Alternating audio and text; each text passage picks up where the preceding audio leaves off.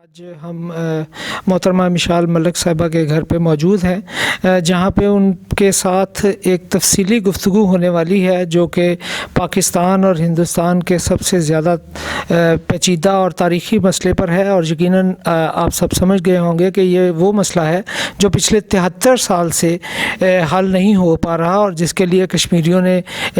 لاکھوں جانوں کی قربانی دی، اور اس کے لیے وہ مسلسل کوشش کر رہے ہیں۔ میں اس حوالے سے محترمہ مشال ملک صاحبہ کا بہت شکر گزار ہوں، انہوں نے ٹائم دیا۔ آئیے اب ان سے بات کرتے ہیں۔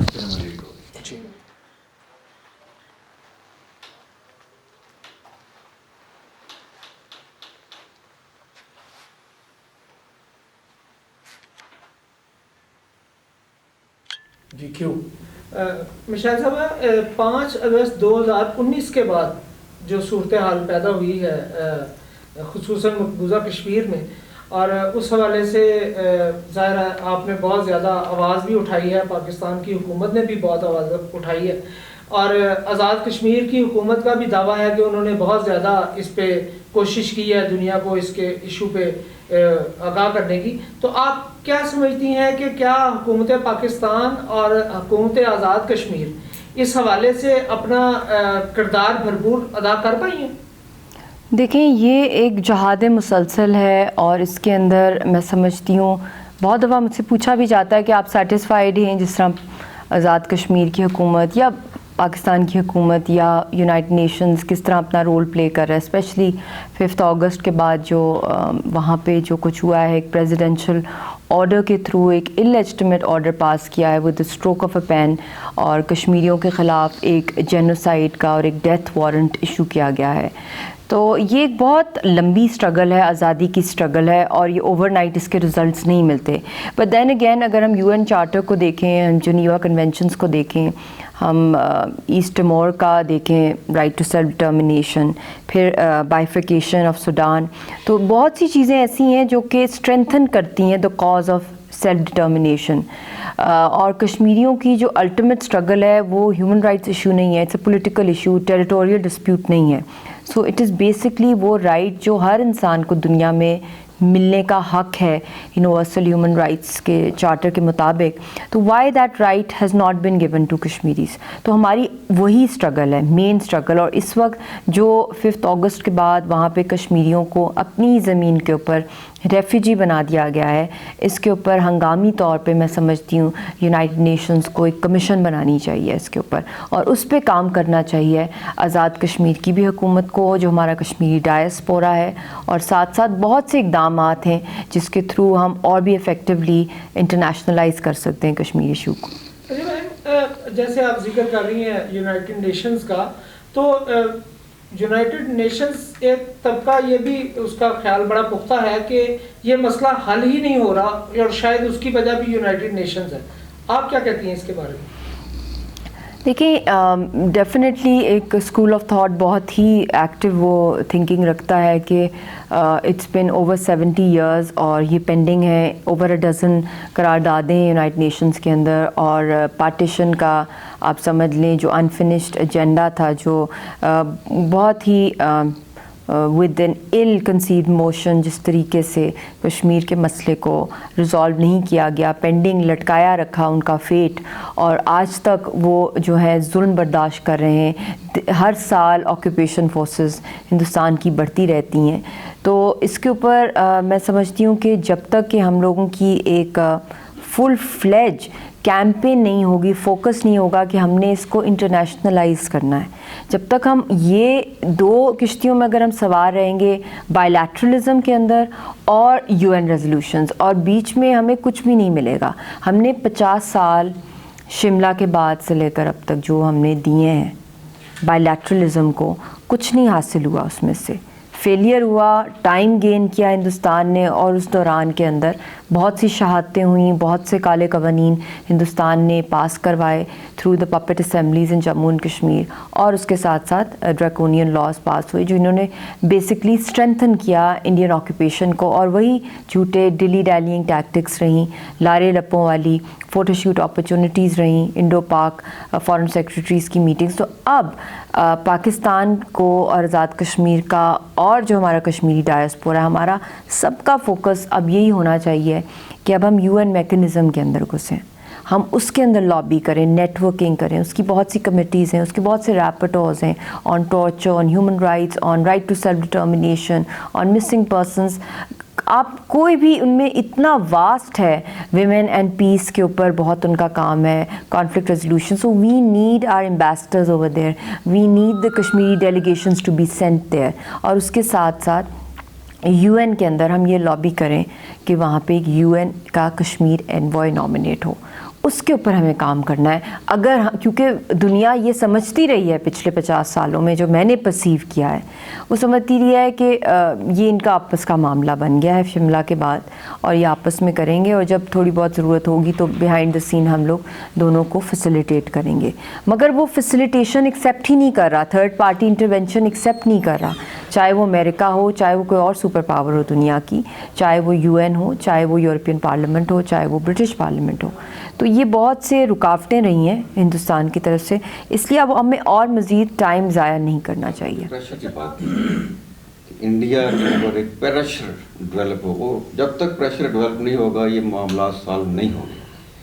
اب پاکستان کے اندر آپ دیکھ لیں کہ انڈیا نے مذہبی لسانی پریشر ہمارے اوپر ڈالا, ہمارے گروپ پیدا کیے. کیا ایسا کوئی لاہ عمل تیار نہیں ہو سکتا کہ انڈیا کے اندر اس وقت 22-23 علیحدگی پسند طریقے جو بڑھی ہیں وہ چل رہی ہیں,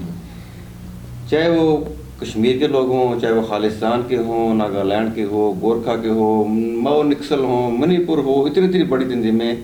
کیا ایسی پالیسی نہیں ہو سکتی کہ ان کی قیادت آپس میں ایک اتحاد کرے اور وہ ایک مشترکہ طریق لے کر نکلے, تاکہ صرف آزاد کشمیر ہی نہیں بلکہ باقی جو آزادگی پسند طریقے ہیں وہ بھی اپنے جو آزادی کے پرچم لہرا سکیں. یہ ایک پاسبل چیز ہے, کیا ہو سکتا ہے ایسا؟ مجھے یاد آ رہا ہے اس سے کہ ایک ان کی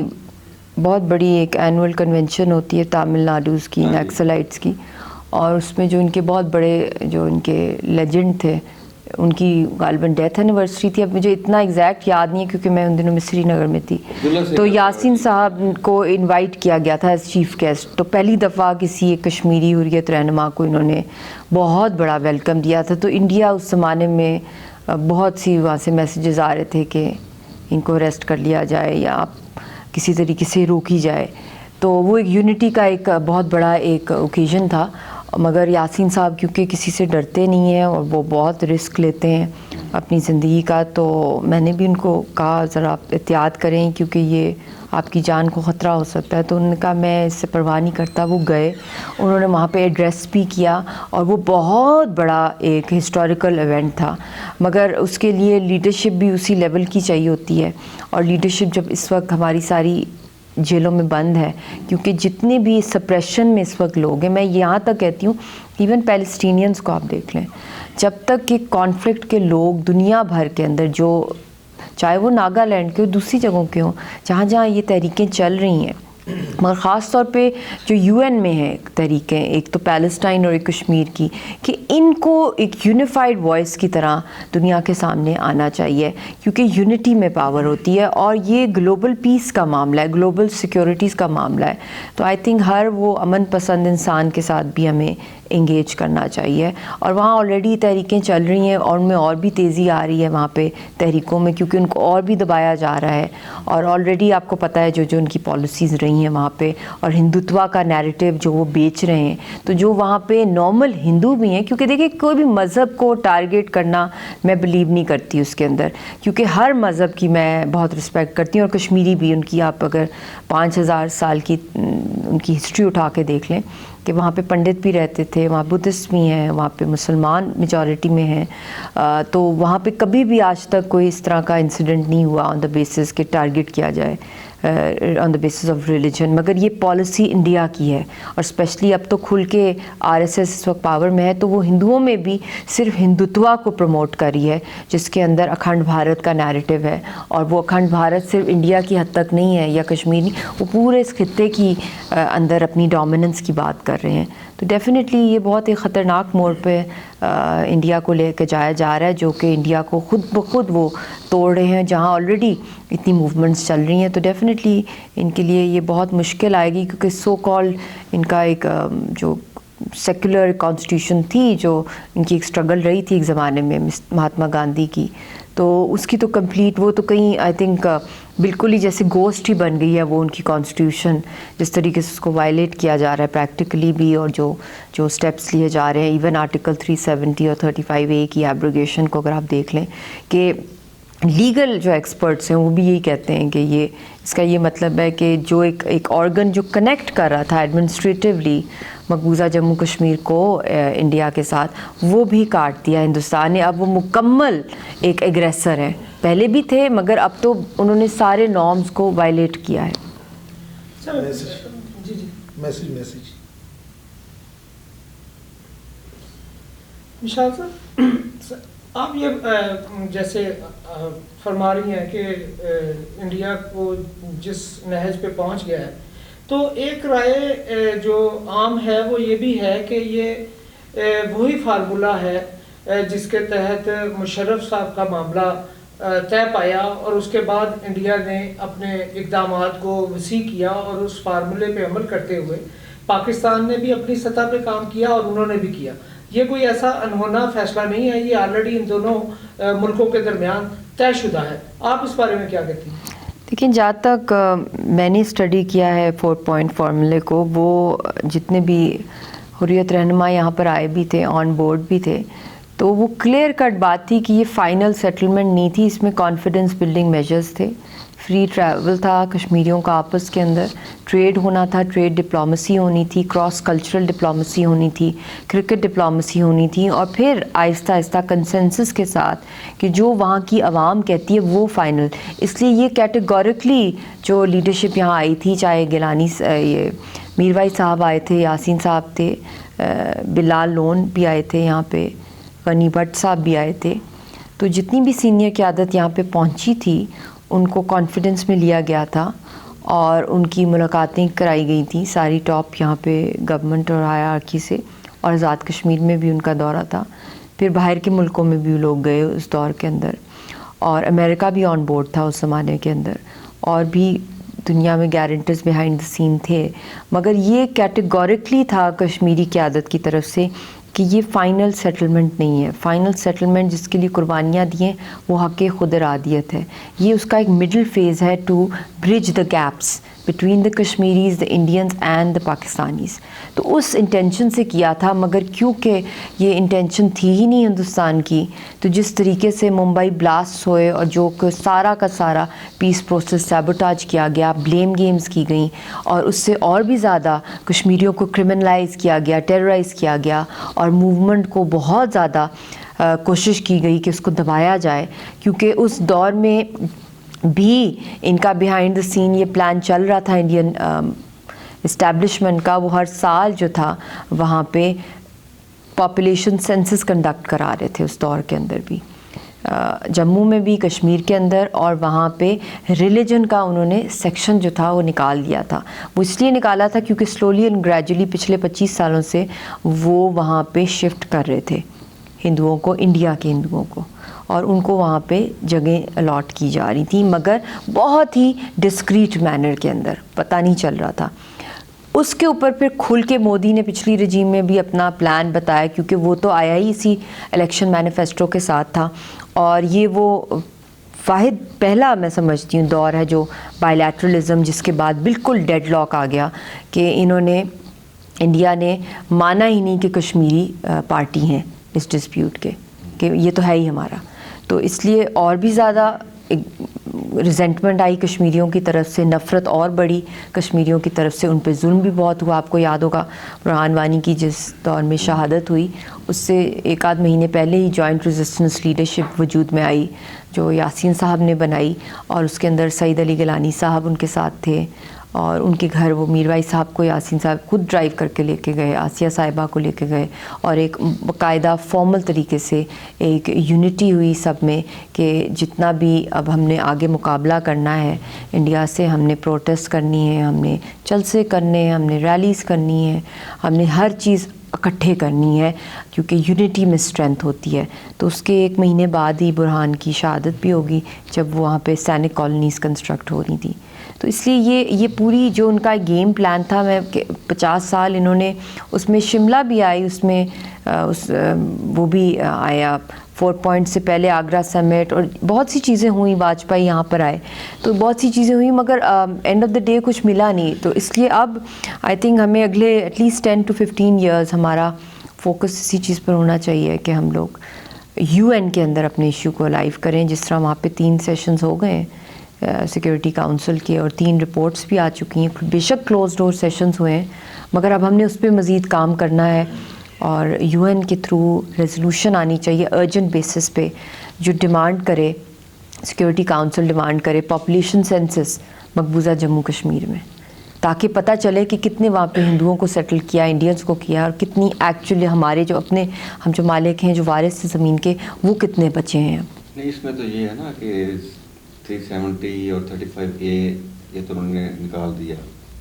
اب انڈیا اوپن ہو گیا, آزاد ہو گیا. آپ 10 to 15 ایئرس کا نام بات کر رہی ہیں, تو 10 to 15 ایئرس میں کتنا ہندو وہاں آباد ہو جائے گا. اب یہ تو واپس نہیں آئیں گے, یہ 370 نہ دوبارہ لاگو ہوگا, نہ 35A لاگو ہوگا, کچھ بھی نہیں ہونا. ان کا مقصد صرف یہ ہے کہ ہم وہاں پر ہندو آبادی کریں تاکہ کل ہمیں ریفرنڈم کرانا بھی پڑ جائے تو ہماری سلطنت بنے اور کشمیر ہمارے ہاتھ میں آ جائے, تناسب ان کے حق میں ہو جائے. تو اتنا لمبا پیریڈ تو ہم افورڈ نہیں کر سکتے. میرے خیال میں امریکہ ہو یا UN ہو یا یورپین کنٹریز ہو, ہمیں ان کے اوپر کوئی توقع نہیں کرنی چاہیے, نہ وہ اس معاملے میں وہ سیریس ہیں. ہمارا نوجوان, ہماری بہنیں, مائیں, ہزاروں کے حساب سے ان کی شہادتیں ہوئی ہیں, لیکن ابھی تک کسی یورپین کنٹری نے یا امریکہ نے انہوں نے کچھ نہیں کیا. میرا سوال یہ ہے کہ جب ہماری OIC ہے, عرب لیگ ہے, ایشین لیگ ہے, ان کا اب تک اس معاملے میں کیا کردار ہے یا کیا پریشر ایسا ہے کیپیسٹی ڈیولپ کیے مسلمان کنٹریز نے؟ دیکھیں, بدقسمتی سے ہم OIC میں ہی ویٹ کرتے رہے. ایک تو ہم لوگ شملہ کے بعد 50 سال اسی میں لگے رہے, دوسرا ہم OIC کا انقلابی ویٹ کرتے رہے کہ انقلابی کوئی سٹیپ آئے گا. کنڈیمنیشن آتی رہی ہے سب جگہوں سے, مگر اس سے بیونڈ جو اگلا سٹیپ ہوتا ہے اس تک کبھی بھی نہیں کوئی پہنچا کہ وہ کسی نہ کسی وے میں ہندوستان کو کنڈیم کرے یا اس کے خلاف کوئی ٹریڈ میں رکاوٹ ڈالے یا کوئی نہ کوئی اس کے اوپر اکنامک سینکشنز کی بات کرے یا ڈیفینس سینکشنز کی طرف معاملہ جائے. Last year nuclear codes Pakistan اور انڈیا کے بیچ میں جو ایکسچینج ہوئے تھے وہ ایک بہت ہی خطرناک موڑ پر معاملہ پہنچ گیا تھا. ایک مائکرو نیوکلیئر ایکسچینج بھی خدا نخواستہ اس دن ہو جاتا تو پوری دنیا 2/3 of the world would have been wiped out. ایک نیوکلیئر فیمن ہو جاتا, پوری دنیا میں پھل پھول سبزی تباہ ہو جاتے فار ایور, انسانیت دفن ہو جاتی, بالکل ختم ہو جاتی, برف بن جاتی, ایک نیوکلیئر آئس ایج میں ہم چلے جاتے. ہم اتنے قریب تھے. تب بھی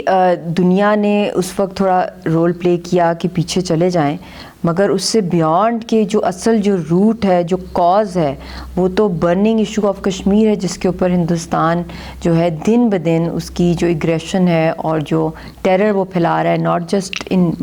Indian occupied Jammu and Kashmir but in the entire region and with in India also. وہ تو ایکسپینڈ کر رہا ہے اپنا اکھنڈ بھارت کا نیریٹو, اور یہ تو RSS ہے, یہ تو اس کا بس ایک چہرہ ہے, آگے ڈمی بیٹھا ہوا ہے مودی. اصل تو RSS ہے جو وہاں کنٹرول کر رہی ہے, ان کی IB, ان کی ان کی انٹیلیجنس, ان کی ساری اسٹیبلشمنٹ کو, اور وہی جو فیڈ کر رہے ہوتے ہیں وہی پالیسی چلتی ہے. اور RSS ایک ایسی آرگنائزیشن ہے جس کو CIA نے ٹیررسٹ ڈکلیئر کیا تھا سیفران ٹیرر کے نام سے. تو اس کے اوپر ہمیں ورک کرنا چاہیے کہ ہندوستان کی اس آرگنائزیشن کو انٹرنیشنلی ٹیررسٹ آرگنائزیشن ڈکلیئر کرایا جائے، اور اس کے ساتھ ساتھ کیونکہ پروفس ہیں اس کے، اوپن پروفس ہیں جو اوور دا ڈیکیڈز جو انہوں نے ویریس بلاسٹ میں ٹیررسٹ ایکٹیویٹیز میں انڈیا میں انوالو رہے ہیں، چاہے وہ بدھسٹ پر ہوں، چاہے وہ سکھوں پر ہوں، چاہے وہ مسلمانوں پر ہوں، چاہے وہ کرسچنس کی چرچز کو برن کیا ہو، چاہے وہ دلتس کے ساتھ ہو. تو یہ بہت سی چیزیں ایسی ہیں جو کہ ہمارے کیس کو اسٹرینتھن کر سکتی ہیں، مگر کیونکہ مسلم امہ بھی ڈیوائیڈڈ ہے، ہمیں اس لیے اس خواب سے نکل کر کام کرنا پڑے گا کہ چاہے وہ مسلمان ہو یا نان مسلم ہو. جی ناظرین، جیسا کہ آپ نے دیکھا کہ مشال ملک صاحبہ نے مسئلہ کشمیر کے حوالے سے اپنے خیالات کا بھرپور اظہار کیا، اور ان کے خیال میں پاکستان کو اس حوالے سے بہت آگے بڑھ کر اس معاملے کو لے کر چلنا ہے، اور وہ یقیناً انہوں نے اس بات کا بھی اظہار کیا کہ وہ کوئی سیاسی لیڈر نہیں ہے، لیکن وہ یہ سمجھتی ہیں کہ مسئلہ کشمیر کے حل کے لیے اگر انہیں کسی سطح پر اس اقدام آگے اپنی سماجی حیثیت سے بڑھ کر آگے کوشش کرنا پڑی تو وہ یقیناً اس کے لیے بھی تیار ہے. بہت شکریہ.